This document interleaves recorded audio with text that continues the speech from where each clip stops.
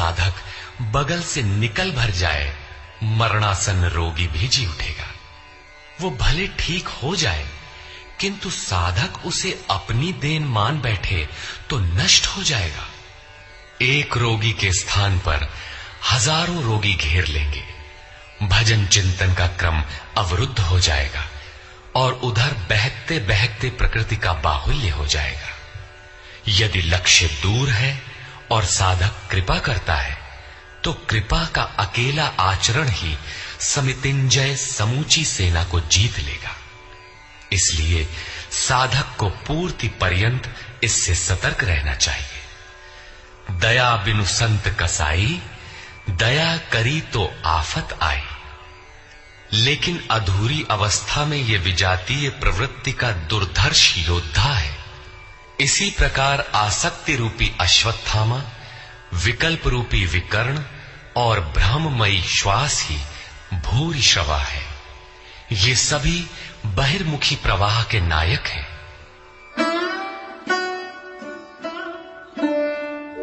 अन्ये च बहवः शूराः मदर्थे त्यक्तजीविताः नानाशस्त्र प्रहरणाः सर्वे युद्धविशारदाः।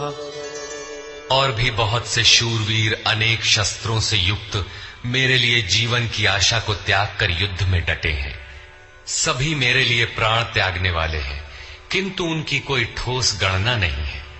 अब कौन सी सेना किन भावों द्वारा सुरक्षित है, इस पर कहते हैं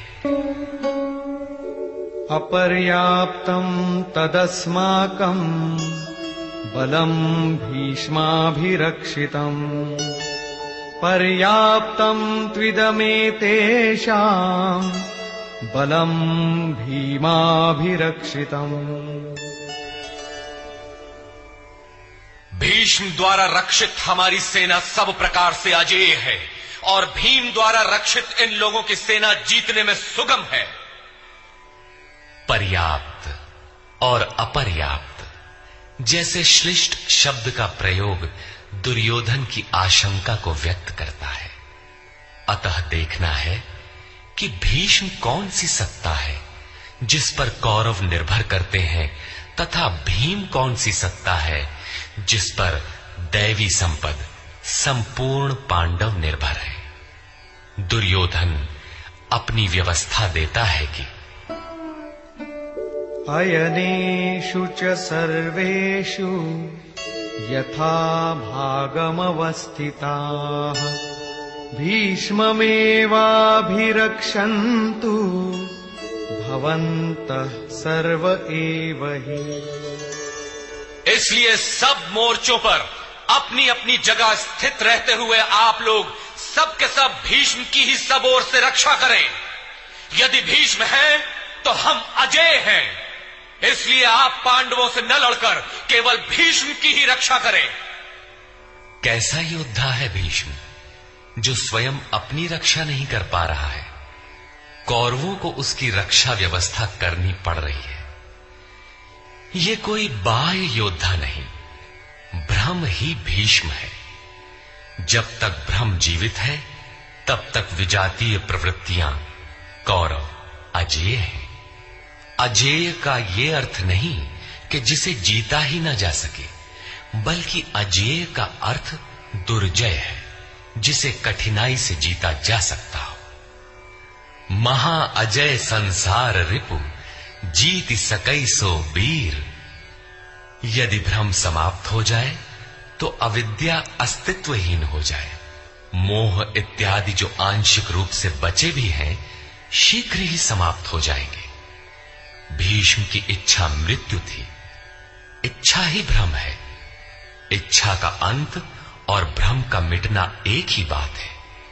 इसी को संत कबीर ने सरलता से कहा, इच्छा काया इच्छा माया इच्छा जग उपजाया। कह कबीर जे इच्छा विवर्जित ताका पार न पाया। जहां भ्रम नहीं होता वो अपार और अव्यक्त है। इस शरीर के जन्म का कारण इच्छा है। इच्छा ही माया है और इच्छा ही जगत की उत्पत्ति का कारण है। सो कामयत तदैक्षत बहुश्याम प्रजायेय इति। कबीर कहते हैं, जो इच्छाओं से सर्वथा रहित हैं, तिनका पार न पाया। वे अपार, अनंत, असीम तत्वों में प्रवेश पा जाते हैं। यो कामो निष्काम आप्त काम आत्म कामो न तस्य प्राणा उत्क्रामंति ब्रह्म व सन ब्रह्माप्येति। जो कामनाओं से रहित आत्मा में स्थिर आत्म स्वरूप है, उसका कभी पतन नहीं होता। वो ब्रह्म के साथ एक हो जाता है। आरंभ में इच्छाएं अनंत होती हैं और अंततो गत्वा परमात्म प्राप्ति की इच्छा शेष रहती है। जब ये इच्छा भी पूरी हो जाती है, तब इच्छा भी मिट जाती है। यदि उससे भी बड़ी कोई वस्तु होती तो आप उसकी इच्छा अवश्य करते। जब उससे आगे कोई वस्तु है ही नहीं, तो इच्छा किसकी होगी? जब प्राप्त होने योग्य कोई वस्तु अप्राप्त न रह जाए, तो इच्छा भी समूल नष्ट हो जाती है और इच्छा के मिटते ही ब्रह्म का सर्वथा अंत हो जाता है। यही भीष्म की इच्छा मृत्यु है। भीम द्वारा रक्षित इन लोगों की सेना जीतने में सुगम है। भाव रूपी भीम भावे विद्यते देवः। भाव में वो क्षमता है कि अविदित परमात्मा भी विदित हो जाता है। भाववस्य भगवान सुख निधान करुणा अयन। श्री कृष्ण ने इसे श्रद्धा कहकर संबोधित किया है। भाव में वो क्षमता है कि भगवान को भी वश में कर लेता है। भाव से ही संपूर्ण पुण्यमयी प्रवृत्ति का विकास है। ये पुण्य का संरक्षक है तो इतना बलवान कि परम देव परमात्मा को संभव बनाता है, किंतु साथ ही इतना कोमल भी है कि आज भाव है तो कल अभाव में बदलते देर नहीं लगती। इष्ट में लेश मात्र भी त्रुटि प्रतीत होने पर भाव डगमगा जाता है। पुण्यमयी प्रवृत्ति विचलित हो उठती है, इष्ट से संबंध टूट जाता है। इसलिए भीम द्वारा रक्षित इन लोगों की सेना जीतने में सुगम है। महर्षि पतंजलि का भी यही निर्णय है। स तु दीर्घ काल नैरंतर्य सत्कारा सेवितो दृढ़ भूमि। दीर्घ काल तक निरंतर श्रद्धा भक्ति पूर्वक किया हुआ साधन ही दृढ़ हो पाता है।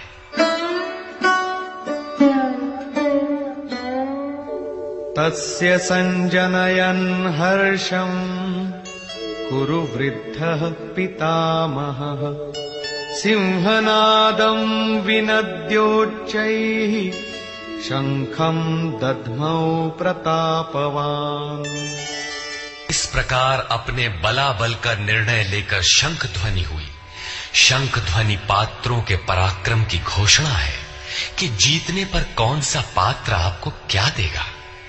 कौरवों में वृद्ध प्रतापवान पितामह भीष्म ने उस दुर्योधन के हृदय में हर्ष उत्पन्न करते हुए उच्च स्वर से सिंहनाद के समान भयप्रद शंख बजाया। सिंह प्रकृति से भयावह पहलू का प्रतीक है। घोर जंगल के नीरव एकांत में शेर की दहाड़ कान में पड़ जाए तो रोंगटे खड़े हो जाएंगे, हृदय कांपने लगेगा। यद्यपि शेर आपसे मीलों दूर है।